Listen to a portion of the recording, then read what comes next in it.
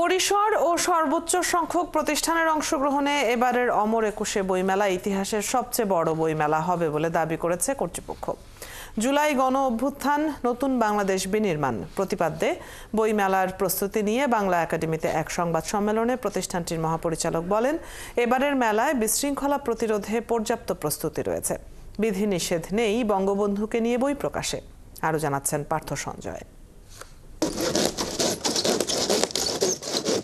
বেড়েছে পরিসর, বেড়েছে প্রকাশনার প্রতিষ্ঠান সংখ্যা। 1972 সালে মুক্তধারা প্রকাশক চিত্তরঞ্জন সাহার উদ্যোগে শুরু হওয়া বইমেলা এখন বিশ্বের সবচেয়ে দীর্ঘ সময়ের বইমেলার তকমা পেয়েছে। 21 হয়েছে আন্তর্জাতিক মাতৃভাষা দিবস। বছর ঘুরে দুয়ারে যখন আবার ফেব্রুয়ারি, তখন বাংলা একাডেমি আর সোহরাওয়ার্দী প্রাঙ্গণ জুড়ে বিশাল কর্মযজ্ঞ। তাতে আছে আশা, আছে হতাশা।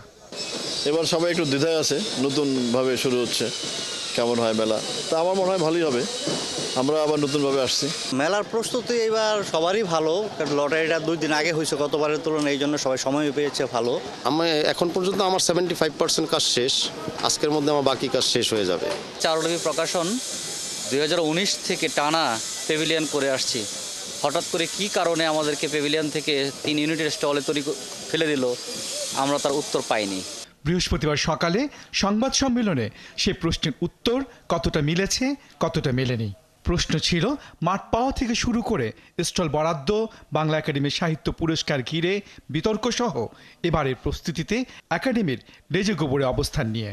মানতে নারাজ একাডেমি মহাপরিচালক, বললেন বিশৃঙ্খলার সংস্কৃতি প্রতিরোধ করা হবে। যে বাংলা একাডেমির এই আয়োজন বেশ লেজে গোবরে অবস্থায় ছিল, শব্দটি আমি আসলে গ্রহণ করছি না। তবে যেটা আপনি বলেছেন আপনার প্রশ্নে, যে আপনি কোনো মব ইত্যাদির আশঙ্কা করছেন কিনা, এটা কে না করে।